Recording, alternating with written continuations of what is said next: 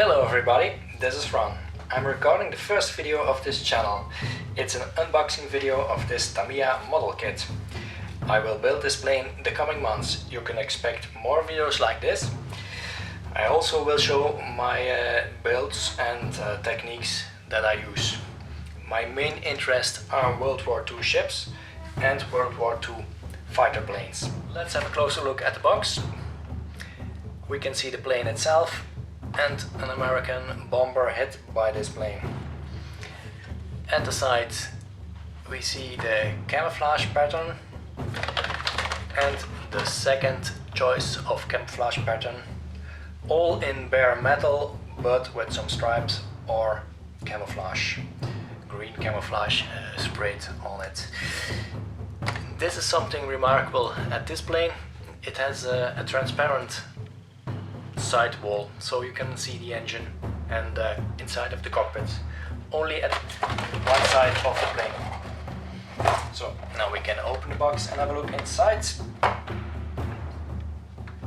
First, the decals. They are very nicely printed. Here are some numbers. The seat belts are also printed as a decal, so if you want to detail that, you have to buy some aftermarket parts. We will have a look how they will work. Tamiya is known for their thick decals, but with a good setting solution it must work. The first part is the transparent sidewall. It's not the same transparency as the canopy, but it will work. And here we have the canopy. Take it out of the bag. You have the option to build an open or closed canopy. Also very nice and very transparent. Tin. Put it back in the bag because we don't want to scratch it. And then we have a small sprue that contains the V12 engine. Unlike most other Japanese fighter planes, it's not a radial engine, but a V12, a reversed V12 I think. This is some kind of turbo, but I'm not a technician, so you can correct me if I'm wrong. Then we have the wings and a lot of other parts. Maybe start with the pilot figure in the middle. It's fairly detailed, not super quality, but it will work if you want to put the pilot in. It's a fairly new Tamiya kit, so the panel lines are nicely engraved. There is only raised detail on the surfaces where it needs to be. So all other panel lines or rivets are engraved. It's very nicely done.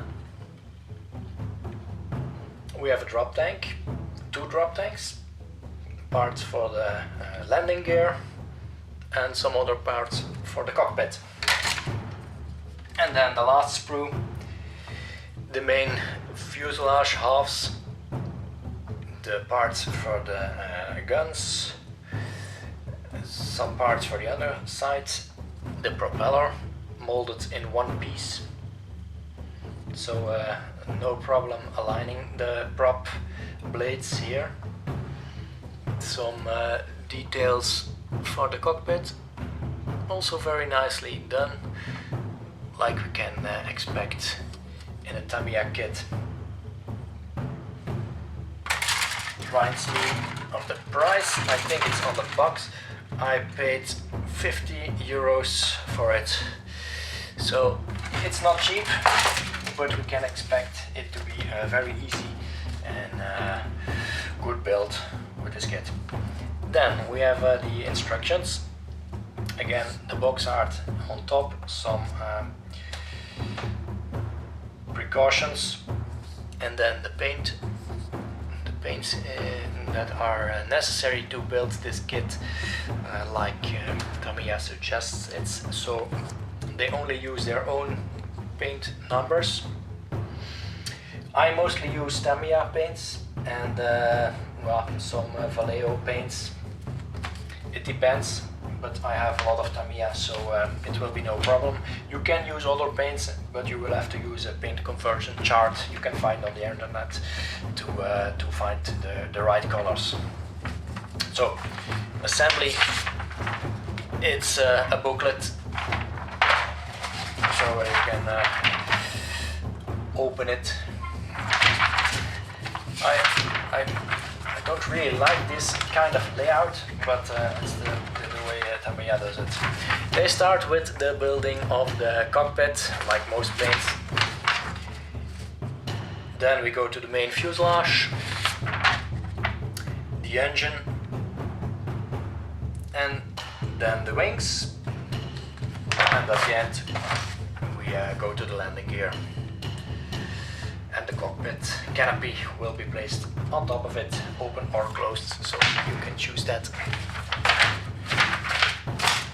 Here we have another paper.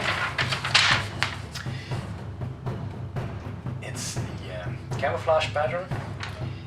The start with the nice green splotches on top, or the bare metal one with only some red stripes at the side of the plane. Both have red details here, and of course the Japanese red markers who are provided as decals. They both have bare metal surfaces, but this one has green splotches on top as camouflage. They operated in the jungle areas of the Pacific, so especially interesting when they were parked on the ground. But it will be a challenge to airbrush this. Oh, another little piece of paper with the canopy masks. They are not pre-cut, so you have to use a knife to cut them to the right size, but it's all very simple to do.